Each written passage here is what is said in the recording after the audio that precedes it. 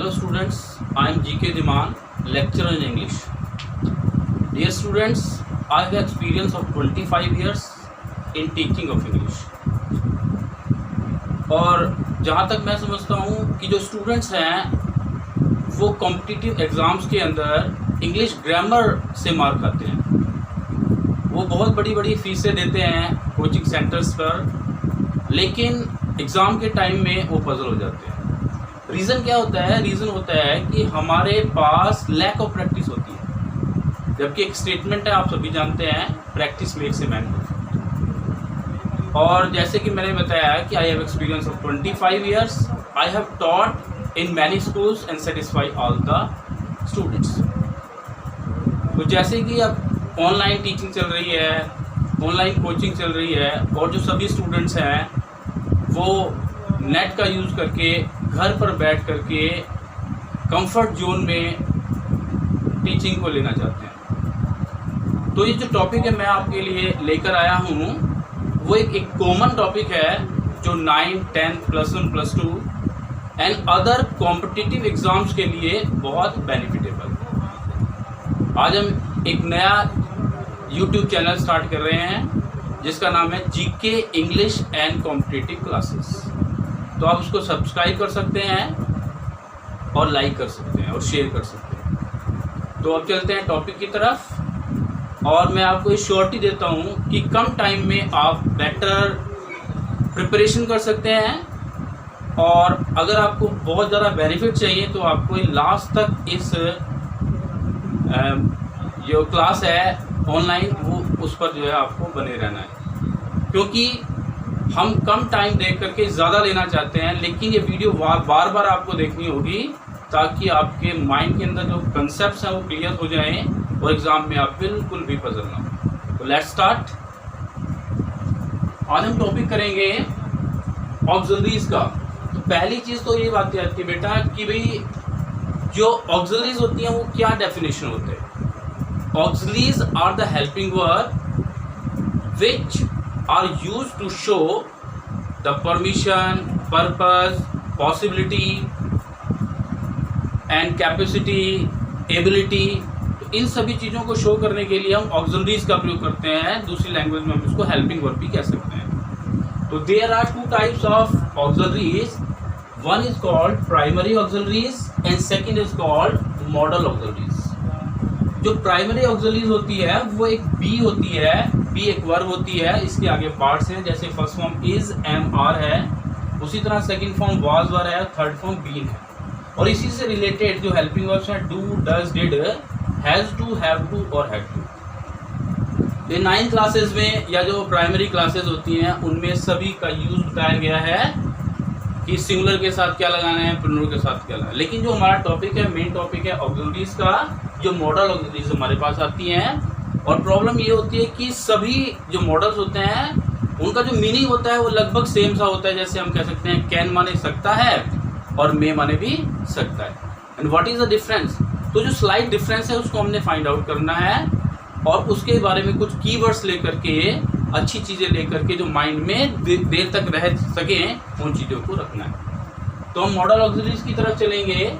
उसके अंदर can, could, may, might, shall, should, will, would, must, need, dare, use to, ought to आते हैं। लगभग 13 है। इसकी कुछ कैरेक्टरिस्टिक्स हैं, मतलब फीचर्स हैं जो हमें अपने माइंड में रखनी चाहिए। ये बेस है हमारी स्टडी का और मॉडल का। तो जो मॉडल है, मॉडल के बाद फर्स्ट फॉर्म का प्रयोग होता है, जैसे आई कैन हेल्प। यहाँ पर क्या है, मॉडल है ये, और उसके बाद कौन सी फॉर्म लग गई है, फर्स्ट फॉर्म लग गई है। तो जैसे हम परमिशन लेते हैं, मे आई कम इन, यू शुड गो, तो शुड के बाद गो, मे के बाद कम। तो ये सभी क्या है, चाहे कम है चाहे गो है, ये सभी मॉडल के बाद फर्स्ट फॉर्म आती हैं। नेक्स्ट पॉइंट है no effect of number, gender and person of subject on modals. जो मॉडल्स हैं उनके ऊपर कोई भी असर नहीं पड़ता है, कोई भी प्रभाव नहीं पड़ता है किसी भी सब्जेक्ट के नंबर का, चाहे वो सिंगुलर हो, प्लूरल हो, किसी भी जेंडर का, फेमिनाइन या मैस्कुलाइन हो, या किसी भी पर्सन का, first person, second person, third person का, मॉडल अपनी स्थिति को नहीं छोड़ते। एग्जाम्पल है यहाँ पर, जैसे ही कैन सिंग और वी कैन सिंग। तो यहाँ पर ये सिंगुलर नंबर है और यहाँ पर ये प्लूरल नंबर है।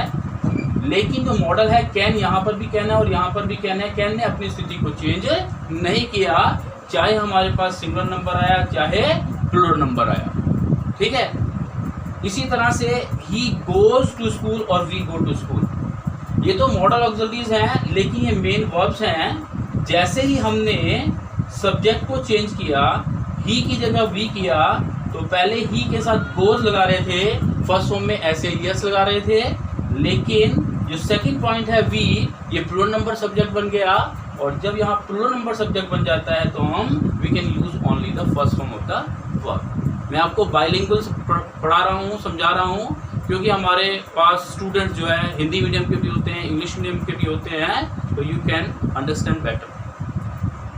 जो थर्ड टर्म है, थर्ड है टेंस शोइंग। जो मॉडल है, मॉडल से टेंस को भी शो किया जा सकता है।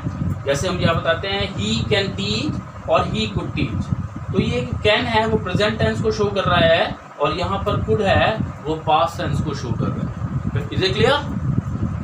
नेक्स्ट है फोर्थ पॉइंट, मॉडल के साथ बी का प्रयोग करते हैं, और जब हम मॉडल के साथ बी का प्रयोग करते हैं तो हमें फर्स्ट फॉर्म प्लस आईएनजी का प्रयोग करना पड़ता है। जैसे he will be singing, he will be singing. और इसी तरह से जो लास्ट पॉइंट है, model plus have plus third form, अगर मॉडल के साथ हैव दिया है तो इसके लिए हम थर्ड फॉर्म का प्रयोग करेंगे। जैसे you will have heard of Ashoka. तो इस प्रकार से हमने जो है मॉडल के बेसिक और फंडामेंटल थिंग्स को हमने समझा है। हालांकि इसका जो यूज़ है वो कम आता है, क्योंकि लेकिन हमें नॉलेज के लिए इसको रखना चाहिए। अब हम असली मॉडल्स की तरफ चलते हैं, और आप यहाँ पर देख सकते हैं जो मॉडल्स हैं मैं आपको बता रहा हूँ। तो वीडियो को आगे बढ़ाते हुए हम मेन पॉइंट्स पर आते हैं। अब थोड़ा बच्चों थोड़ा कंसंट्रेशन बना के रखनी है। 15-20 मिनट की वीडियो है और आपने कंसंट्रेशन रखनी है। नेचुरल है, 100% मैं कह सकता हूँ कि आपके माइंड में ये चीज़ें जरूर आएंगी। तो जो इम्पोर्टेंट मॉडल्स हैं उनकी तरफ हम चलते हैं। शुड, ऑट टू और मस्ट। मैंने आपको बताया था कि स्लाइट डिफरेंस होता है, उसको हमने फाइंड आउट करना होता है। तो जनरली हम शुड को चाहिए, ऑट टू माने चाहिए और मस्ट माने भी चाहिए रखते हैं, लेकिन आपकी अंडरस्टैंडिंग के लिए मैंने मस्ट के लिए जरूर चाहिए लिख दिया, कंपल्सन। ठीक है, तो पहले हम शुड को समझेंगे कि शुड कहाँ कहाँ यूज होता है। सबसे पहले मॉरल ड्यूटी, जो नैतिक कर्तव्य होते हैं उनके अंदर, उनके लिए हम शुड का प्रयोग करेंगे। या सेंटेंस में लेस देखते हैं, लेस माने ऐसा न हो कि, जैसे walk carefully less you should fall, ध्यानपूर्वक या सावधानी से चलो, ऐसा न हो कि तुम गिर जाओ। इसी तरह से कोई एडवाइस है, सजेशन है, उसके लिए हम शुड का प्रयोग करते हैं। लाइक जैसे a servant dash obey his master, और work hard lest you dash fail. अब यहाँ पर दो सेंटेंस मैंने दिए हैं थोड़ा कंफ्यूज करने के लिए, कि यहाँ पर तो हम देख रहे हैं वर्क हार्ड लेस्ट, और लेस्ट को देखकर क्या लगाना है, शुड का प्रयोग करना है, इसलिए मैं यहाँ पर शुड का प्रयोग कर दूंगा। क्लियर है? लेकिन यहाँ पर आप कई कॉम्पिटिटिव एग्जाम के अंदर ऑप्शन दिए होते हैं, 4 ऑप्शन दिए होते हैं। अगर वहाँ पर ऑप्शन मस्ट है तो यहाँ पर मस्ट लगाएंगे पहले। अगर मस्ट नहीं दे रखा है तो शुड भी प्रॉपर हो सकता है। तो इसलिए हम यहाँ पर वैसे बेसिकली देखा जाए तो ए सर्वेंट मस्ट ओबे हिज मास्टर। एक आदमी किसी का नौकरी करता है, ग्राहक आ गया, भाई मुझे 5 किलो चीनी दे दो, और दोपहर का टाइम है, वो सो रहा है, तो मालिक नौकर भी सो रहा है, वो कहता है तू दे दे, तो वो उसको रखेगा नौकरी पर? नहीं रखेगा, उसको निकाल देगा कि अगर मुझे ही देना है तो मैं तुझे नौकरी के पैसे क्यों दूं। तो यहाँ पर कॉमन सेंस है कि ए servant dash must means dash की जगह मस्ट आ जाएगा, ओबे हिज मास्टर। यहाँ पर क्या लगा सकते हो आप, मस्ट। और अगर किसी वजह से यहाँ पर ऑप्शन में मस्ट नहीं है तो हम यहाँ पर शुड का भी प्रयोग कर सकते हैं, लेकिन फर्स्ट प्रेफरेंस आपने मस्ट पर देनी है। Is it clear? आगे चलते हैं कि और टू, केवल 2 ही मॉडल ऐसे हैं जिनके आगे हम टू का प्रयोग करते हैं, और टू और यूज टू। तो अगर डैश के बाद टू आ जाता है तो हम ऑट टू का प्रयोग करते हैं हिंदी सेंस में, मॉरल ड्यूटी के लिए होता है, नैतिक कर्तव्य के लिए होता है। जैसे you dash to respect your teachers. वैसे तो आजकल बच्चे जो है टीचर्स की रिस्पेक्ट नहीं करते हैं, सामने से नमस्ते करते हैं, पीछे गड़बड़ कर देते हैं, ठीक है। लेकिन फिर भी हम एक ऐसे समाज में रहते हैं जहाँ पर टीचर की रिस्पेक्ट की जाती है, आपके पेरेंट्स के द्वारा, आपकी सोसाइटी के द्वारा। तो यहाँ पर हमें रूल के अकॉर्डिंग चलना है कि you dash to respect your teacher, तो क्या हो जाएगा, you ought to respect your teachers. इसी तरह से मस्ट की तरफ चलते हैं। मस्ट का मतलब है जरूर चाहिए। और अगर रूल्स की बात आती है, लॉज की बात आती है, टैक्स की बात आती है, डेब्ट की बात आती है, तो नेचुरली 100% हम यहाँ पर मस्ट का प्रयोग करेंगे। जैसे you dash obey the rules of the road. Rules of the road, सड़क के नियमों का पालन करना चाहिए। करना चाहिए कि जरूर करना चाहिए? जरूर करना चाहिए, क्योंकि अगर हम सड़क के नियमों का पालन करते हैं तो एक्सीडेंट के चांसेस कम हो जाते हैं।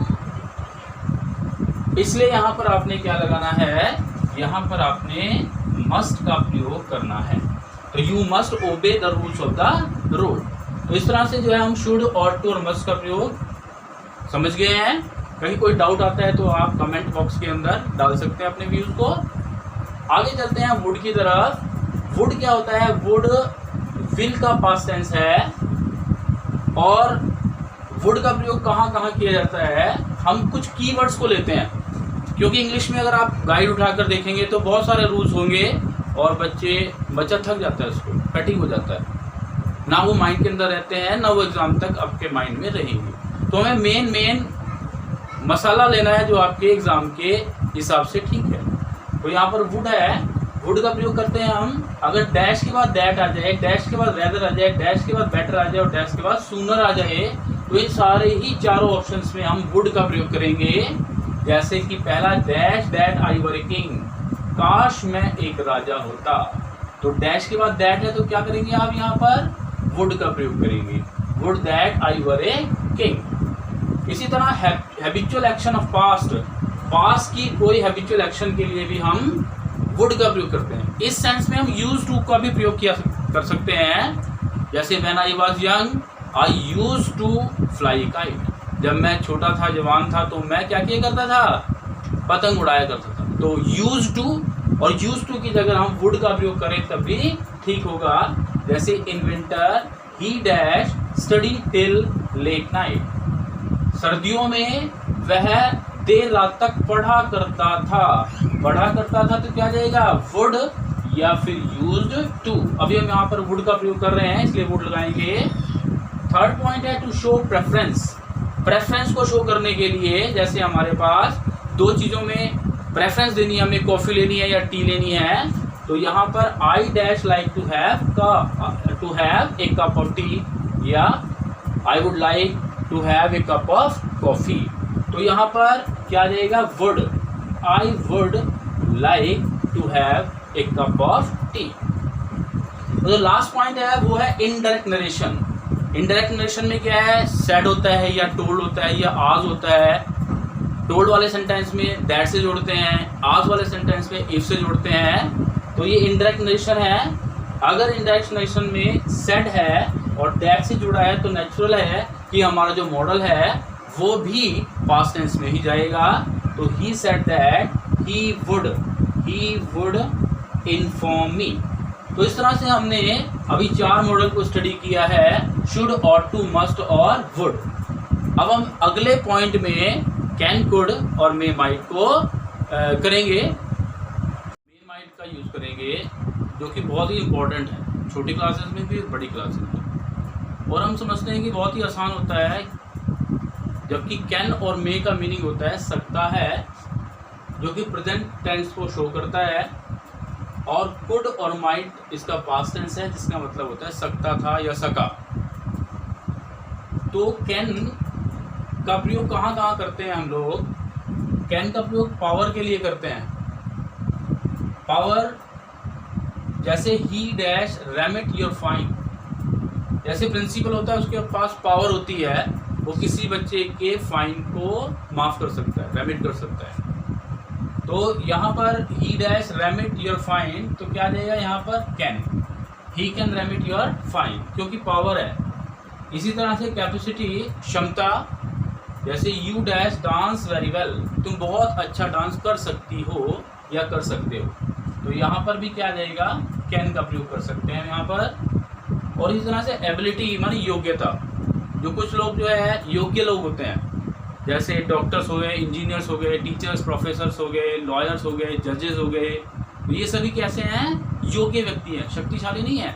शक्तिशाली तो पहलवान होता है, ठीक है, लेकिन जो एबिलिटी होती है वो लिखने में, पढ़ने में, ये चीज़ें यहाँ पर, जैसे टीचर होता है देखने में जैसे कमज़ोर, जैसे मैं कमज़ोर हूँ तो आप ये समझते हैं मैं योग्य तो हूँ या शक्तिशाली हूँ, शक्तिशाली तो हूँ नहीं, लेकिन I can teach in a better way to all the students, ठीक है। तो यहाँ पर हम जो है एबिलिटी का यूज़ करते हैं किसके लिए, कैन के लिए। तो she dash speak English fluently, वह धारा प्रवाह के साथ इंग्लिश बोल सकती है। तो यहाँ पर पावर, कैपेसिटी और एबिलिटी आ गई, जिनका प्रयोग हम कैन के लिए करते हैं। अब कैन का ही पास्ट टेंस क्या होता है, कुड होता है। मैंने यहाँ पर लिखा है if all above things are in past tense, ये सारी ही चीज़ें अगर पास्ट टेंस में चली जाएं तो हम कैन की जगह क्या लगाएंगे, कुड का प्रयोग करेंगे। जैसे example, he dash jump over the wall, वह दीवार के ऊपर जंप कर सकता है इजीली। व्हेन ही वॉज का मतलब क्या है, सेकेंड फॉर्म, वाक्य दूसरा वाला किस में चला गया, पास्ट टेंस में। और जब यहाँ वॉज है तो नेचुरल है कि यहाँ पर पास्ट टेंस का ही मॉडल आएगा, और यहाँ पर कौन सा मॉडल आ जाएगा, कुड। तो he could jump over the wall easily when he was young. Is it clear? अब हम मे और माइट की तरफ चलते हैं। मे का मतलब सकता है, सकती है, सकते हैं, और ये प्रेजेंट टेंस को शो करता है। इसी का पास्ट टेंस माइट हो जाता है, जिसका नाम सकता था, सकती थी या सकते थे या सका हो जाता है, ये पास्ट टेंस को बिलोंग करता है। मे का प्रयोग परमिशन के लिए करते हैं। बच्चों परमिशन आप मोस्टली प्री नर्सरी लेकर अब तक यहाँ पर आए हैं, और आप हमेशा आपने क्लास टीचर को या जो भी सब्जेक्ट टीचर है क्लास में एंटर करते हुए क्या शब्द बोलते हो आप, मे आई कम इन मैम, मे आई कम इन सर। कभी सोचा है कि आपने कभी यूज़ नहीं किया can I come in sir, can I come in ma'am, जबकि मैं बता चुका हूँ कि कैन का मतलब भी सकता है, और इसका भी प्रयोग हम परमिशन लेने और देने में कर सकते हैं। लेकिन कैन एक प्रकार की फिजिकल पावर को भी शो करता है। अगर आप या बच्चा जो है क्लास में एंटर करते हुए टीचर को कहता है can I come in sir, तो उसके अंदर का मीनिंग क्या होता है, मैं अंदर आके दिखाऊं क्या, तुम रोक सकते हो तो रोक लो। और उसका मीनिंग गलत हो जाएगा, इसलिए कभी भी टीचर आपको ये नहीं कहता है कि can I come in sir कहना है। कैन का प्रयोग परमिशन के लिए कहाँ करते हैं, जब आप अपने फ्रेंड्स के यहाँ गए, उसका फ़ोन उठाया और कर दिया फ़ोन, जो फ्रेंड है वो चाय लेने गया है, चाय लेकर आया और आप उसके फ़ोन से लगे, तो उससे पूछ लिया अभी कहना ही यूज़ योर फ़ोन, तो वहाँ पर उसकी परमिशन की कोई वैल्यू नहीं है। अगर वो मना करेगा तब भी आप कर रहे हो, करेगा तब भी आप कर रहे हो।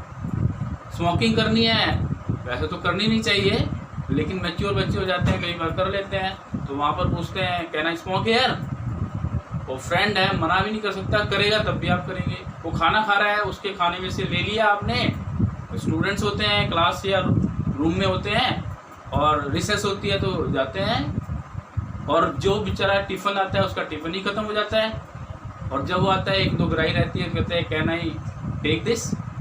तो आपके जो हम उम्र के लोग हैं किसी भी डिपार्टमेंट में, किसी भी क्लासरूम में, अगर आप उनसे परमिशन लेते हैं और वो परमिशन दे या ना दे उसका कोई रोल नहीं है, तो वहाँ पर हम कैन का प्रयोग करते हैं। लेकिन टीचर ने अगर मना किया, आपने कहा मे आई कम इन सर, और उसने कहा नहीं, तो you will be out. Is it clear?